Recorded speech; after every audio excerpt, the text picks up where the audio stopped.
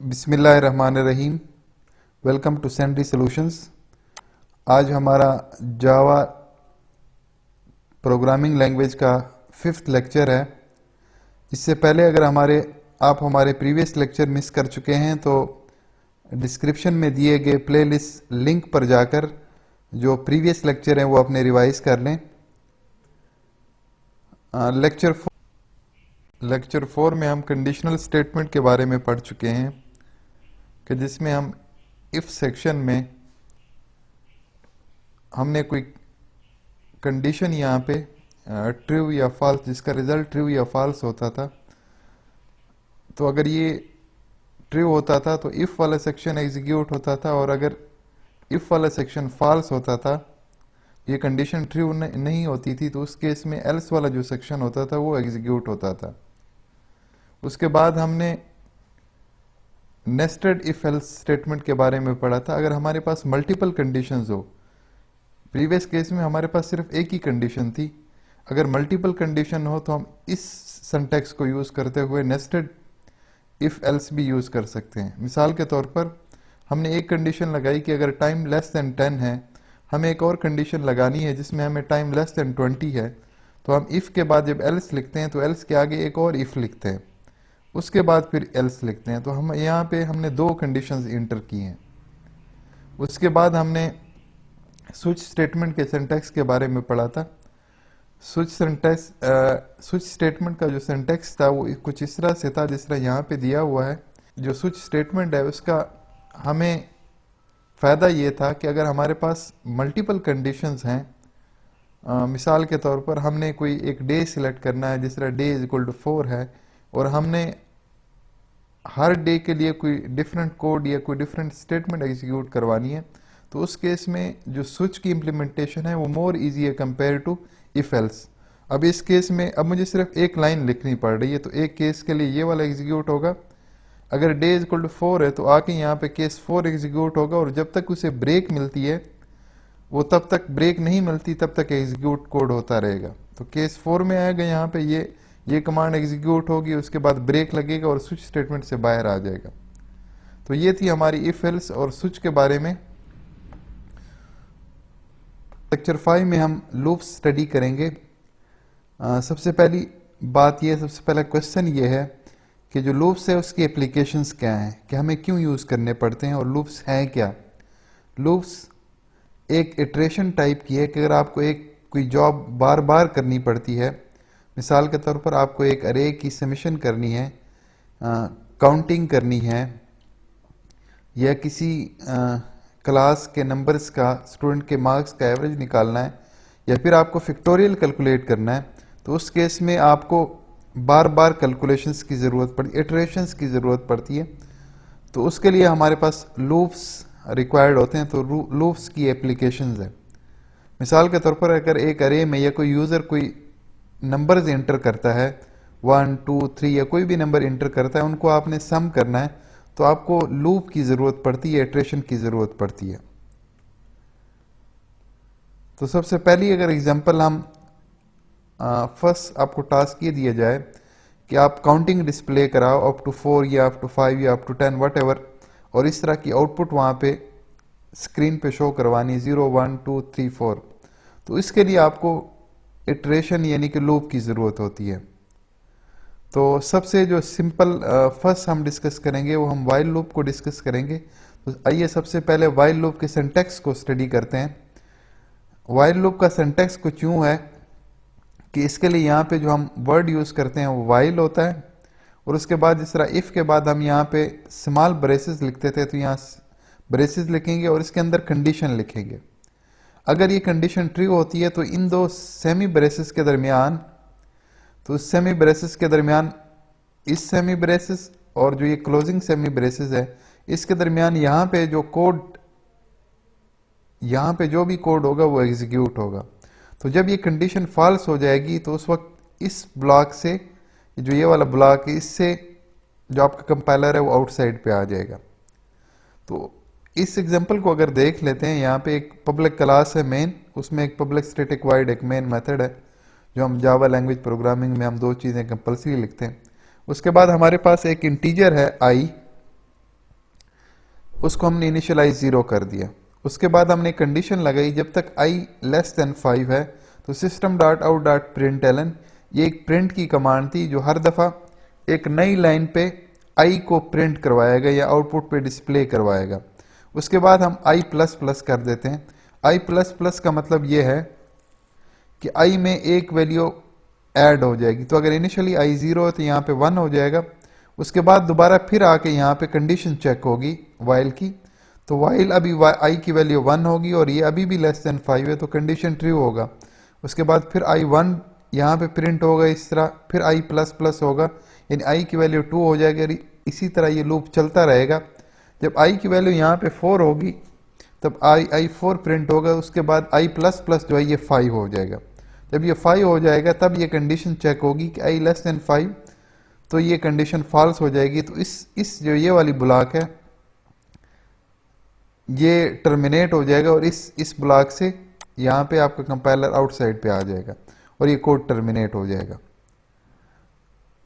इसी तरह हमारे पास जो डू वाइल का स्ट्रक्चर है उसमें फ़र्क सिर्फ इतना है कि वो भी सेम काम करता है।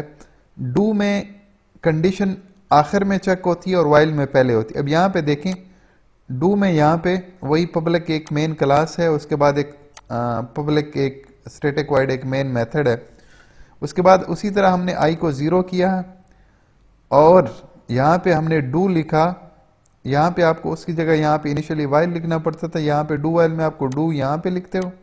उसके बाद यहाँ पे आपने क्या किया कि एक जो कोड आपने लिखना था वो यहाँ तक आपने लिखा। उसके बाद यह कोड यहाँ पे जब एंड हुआ उसके बाद आपने इस सेमी ब्रेसेस के बाद आपने वाइल लिखा i लेस देन 5। मतलब आप initially without checking the condition ये जो कोड है इसको एग्जीक्यूट करें इस सेमी ब्रेसेस में जो भी कोड होगा, उसके बाद कंडीशन चेक करें। तो यहाँ पे i 0 होगा और उसके बाद i प्रिंट होगा, i प्लस प्लस होगा, फिर उसके बाद कंडीशन चेक होगी तो i यहाँ पे 0 से 1 हो जाएगा। उसके बाद ये i लेस देन 5 है यानी i की वैल्यू 1 है तो ये कंडीशन ट्रू होगी। इस तरह जिस तरह प्रीवियसली ये बार बार एग्जीक्यूट होता रहेगा जब तक i की वैल्यू 5 हो जाएगी तो ये कंडीशन जो है वो फॉल्स हो जाएगी और ये आपका कोड यहाँ पे टर्मिनेट हो जाएगा। तो आइए और डू और वाइल को ज़रा एक रन करके देखते हैं इस प्रोग्राम को। तो हम यहाँ पे वाइल के बारे में हमने कहा था अगर यहाँ पे जो भी कंडीशन लिखेंगे ये आपके पास कंडीशन है, जब तक ये कंडीशन ट्रू होगी ये वाइल एग्जीक्यूट होता रहेगा। अब इसके अंदर हमने यहाँ पे i को प्रिंट करवा रहे हैं, डिस्प्ले करवा रहे हैं आउटपुट पे। तो अगर मैं i लेस देन 10 लिखता हूँ तो इसका मतलब ये है i जब तक लेस देन 10 होगा या 9 तक होगा ये आउटपुट पे i को डिस्प्ले करवाता रहेगा। अब इसको ज़रा रन करके देखते हैं। अब इसकी आउटपुट होनी चाहिए i 0 से शुरू हो रहा है और 9 तक जाएगा, ठीक है यहाँ पे। अब इसके अलावा अगर यहाँ पे आप कुछ भी वो करते हैं, कुछ और करते हैं या फिर आप यूं करते हैं कि i को i प्लस 1 की जगह i equal to i plus 2 कर देते हैं, तो इसका मतलब ये हर दफ़ा जो i की वैल्यू होगी वो 2 दफ़ा से बढ़ेगी। अब आउटपुट ज़रा देखते हैं आउटपुट किस तरह आती है यहाँ पे। अब यहाँ पे देखा कि i इनिशियली 0 था, फिर अगली दफ़ा जब एग्जीक्यूट हो तो i की वैल्यू 2 इंक्रीज हो गई, तो 2 4 6 8, जब 8 हुआ 8 में जब 2 मजीद अगले इटरेशन में ऐड हुआ तो ये 10 इसकी वैल्यू 10 हो गई। जब इसकी वैल्यू 10 हुई तो जब यहाँ पे i लेस देन 10 ये कंडीशन फॉल्स हो गई तो इसी वजह से जो उसने 10 है यहाँ पे डिस्प्ले नहीं करवाया। तो अब ये डिपेंड करता है कि आप इसके अंदर कोड क्या लिखते हो और जब ये कंडीशन फॉल्स हो जाएगी यहाँ पे आप जो भी कंडीशन लिखेंगे, लाजमी नहीं आप i लेस देन 10 लिखें। इसी तरह अगर आप इसी चीज़ को डू वाइल में इंप्लीमेंट करवाना चाहते हैं तो डू हमने स्टार्ट पर लिखना था और वाइल को एंड पर लिखना था। अब मैं अगर इसको यहाँ पे 7 तक करता हूं तो ये क्या करेगा, अब यहाँ पे क्या किया कि 0 से लेकर 6 तक उसने डिस्प्ले किया। ये कंडीशन तब तक ट्रू होगी जब i लेस देन 7 होगा। i लेस देन 7 कब होगा, जब 6 होगा, और हर दफ़ा i इंक्रीज होगा बाई 1। i प्लस प्लस का मतलब ये i की वैल्यू बाई 1 इंक्रीज हो और ये आउटपुट डिस्प्ले होता रहेगा। तो ये था डू वाइल का सिंटेक्स।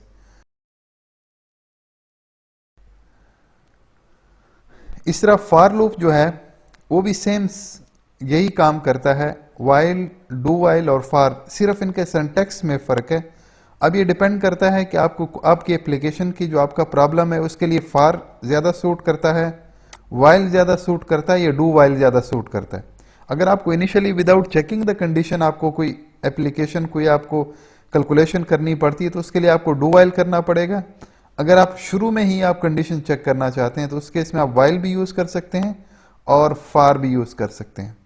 फार का जो स्ट्रक्चर है, जो सिंटैक्स है, वो यूं है कि यहाँ पे आप फार लिखते हो, उसके बाद आप सेमी ब्रेसेस के अंदर, यहाँ पे सेमी ब्रेसेस शुरू होती है, सॉरी स्मॉल ब्रेसेस यहाँ पे आके एंड होती है, उसके बाद आप यहाँ से सेमी ब्रेसेस शुरू करते हो यहाँ पे, और यहाँ पे आपका सेमी ब्रेसेस जो है यहाँ पे आके क्लोज होता है।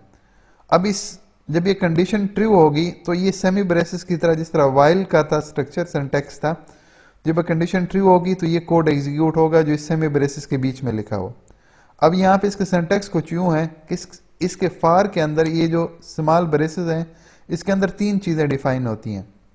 Int i is equal to 0, इसे कहते हैं आप इनिशियलाइजेशन, जो आप यहाँ पे कंडीशन या कुछ भी इनिशियलाइज करते हो। तो आपने आई को इनिशियली 0 डिक्लेयर किया। वाइल में ये चीज़ आप वाइल से यहाँ से पहले ही इस पॉइंट पे आके कहीं डिक्लेयर करते थे, क्योंकि वाइल के अंदर वहाँ पे सिर्फ कंडीशन देनी होती थी। यहाँ पे आप डिक्लेयर इधर ही कर रहे हैं फर्स्ट सेक्शन में, फिर उसके बाद सेमी कॉलन है, उसके बाद आई लेस देन 3, ये आपकी कंडीशन होती है। ये फार लूप तब तक एग्जीक्यूट होगा जब तक ये वाली कंडीशन जो है ना, ये वाली कंडीशन, ये कंडीशन जब तक ट्रू है। उसके बाद आप यहाँ पे कुछ लिख सकते हैं, I is equal to plus plus I plus plus I is equal to I plus 5, जो भी आप यहाँ इंक्रीज करना चाहिए, जो भी आप यहाँ पे कुछ लिखना चाहें। तो ये फार लूप तब तक एग्जीक्यूट होगा जब तक ये वाली कंडीशन जो है ये ट्रू होगी। जब ये कंडीशन ट्रू है तब तक ये लूप उसी तरह जिस तरह वाइल की तरह ये एग्जीक्यूट होगा। उसके बाद आके ये कंडीशन चेक होगी, ये जो I is equal to I less than 3 है, इनिशियली आई 0 होगा, उसके बाद आई प्रिंट होगा, यहाँ पे डिस्प्ले होगा, यहाँ पे 0 आपको देखिएगा आउटपुट पे, फिर उसके बाद आई 1 होगा, तब ये कंडीशन ट्रू होगी। इस तरह 1 पे 2 पे जब आई इक्वल टू 3 हो जाएगा फिर ये कंडीशन फॉल्स हो जाएगी, तो ये कोड जो है ना यहाँ पे आके एग्जिट हो जाएगा। और यही चीज़ अगर मैं फॉर लूप में यहाँ इंप्लीमेंट करना चाहता हूँ तो उसमें हम देखते हैं कि फॉर लूप का हमने स्ट्रक्चर ये पढ़ा है। अगर मैं लेस देन यहाँ पे 10 लिखता हूँ तो ये 9 तक मुझे आउटपुट पे डिस्प्ले देगा, 0 से लेकर 9 तक। मतलब इनिशियल आई वैल्यू 0 होगी। अब ये लाजमी नहीं है कि इनिशियल वैल्यू 0, मैं यहाँ पे इसकी वैल्यू 5 भी कर सकता हूँ। जब 5 होगा तो ये 5 से प्रिंटिंग यहाँ पे डिस्प्ले स्टार्ट करेगा और 9 तक जाएगा, क्योंकि कंडीशन जो है वो 9 पे आके फॉल्स होती है, तो 5 से लेकर 9 तक। उसके बाद हम ब्रेक और कंटिन्यू की स्टेटमेंट के बारे में थोड़ा सा देखते हैं। ब्रेक का मतलब ये होता है, अच्छा ब्रेक के लिए लाजमी है, एक हम ब्रेक को पहले भी यूज़ कर चुके हैं, ब्रेक की एप्लीकेशंस 2 हैं। ब्रेक के लिए लाजमी है कि ये स्विच के अंदर यूज़ हो सकता है या फिर लूप के अंदर यूज़ हो सकता है। कहीं और पे आप ब्रेक लिखेंगे तो एरर देगा। तो यहाँ पे ये जो फार लूप है उसकी ये बॉडी है यहाँ से लेकर यहाँ तक, तो इसके अंदर हम इसको ब्रेक को ये लिख सकते हैं, ये जो एक्सटर्नल यहाँ पे फार लूप है। तो इसका मतलब ये है कि जब i इक्वल टू 4 हो जाएगा, जब i की वैल्यू 4 हो जाएगी, जब ये ट्रू हो जाएगा ये वाली कंडीशन, तो तब आपका ये जो लूप है वो ब्रेक हो जाएगा। अदरवाइज आपका यहाँ system dot out dot print L N ये कमांड है, जब i को क्या करेगा, प्रिंट करता रहेगा। अच्छा इसी तरह जो कंटिन्यू की स्टेटमेंट है, तो कंटिन्यू भी इसी तरह है। अगर आपने इसकी जगह कंटिन्यू करेंगे, इसका मतलब आप अपनी जो जॉब है, आपकी जो लूप है वो कंटिन्यू करें, कोई इशू नहीं है। ब्रेक का मतलब है जब ये कंडीशन ट्रू हो जाएगी उस वक्त आपने इस लूप को ब्रेक करना है। ये भी स्विच में हमने लास्ट टाइम जो प्रीवियस लेक्चर है उसमें हमने ब्रेक को स्विच में यूज किया था। मैं यहाँ पे इसके अंदर लिखता हूँ if i is equal to 5, मैं यहाँ पे ब्रेक लगा देता हूँ। अब इसका मतलब ये है i 1 से स्टार्ट हुआ, अगर i 5 के इक्वल हो जाता है तो ये ब्रेक होगा और ये फार लूप से, ये फार लूप जो है टर्मिनेट हो जाएगा। तो इसका मतलब ये है कि ये 5 से ज़्यादा प्रिंट नहीं करवाएगा, 4 से ज़्यादा, 1 से लेकर 4 तक इसको प्रिंट करवाना चाहिए, क्योंकि इनिशियली i 1 है और 1 प्रिंट होगा, फिर 2 प्रिंट होगा, ये कंडीशन फॉल्स होगी तब तक। जब i 5 हो जाएगा उस वक्त यहाँ पे टर्मिनेट हो जाएगा और ये वाली डिस्प्ले यहाँ पे नहीं होगा। अब हम देखते हैं यहाँ पे 1 2 3 4, जब 5 आता है तो ये ब्रेक हो जाता है और you can join us on our Facebook page Sundry Solutions.